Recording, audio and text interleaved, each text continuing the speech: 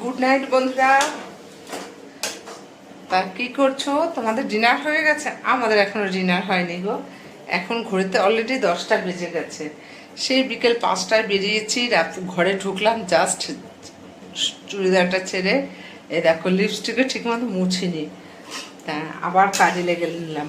এই যে কী করছি দেখো, নারকেলের নাড়ু করছি। মেয়ে পরশুদিন সকালে চলে যাবে, তা সমস্ত হয়ে গেছে। যা যা আর কি ওকে করে দিই সব করা হয়ে গেছে, শুধু নারকেলের নাড়ুটাই এখন হয়নি।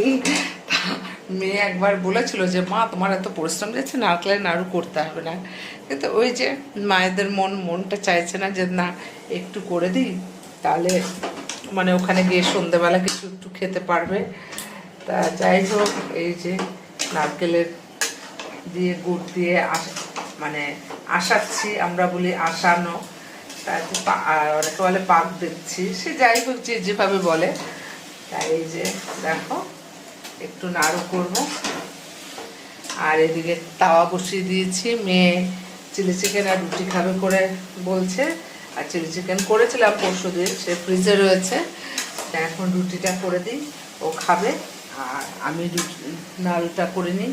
তা চলো, টাটা, ভালো থেকো, সুস্থ থেকো।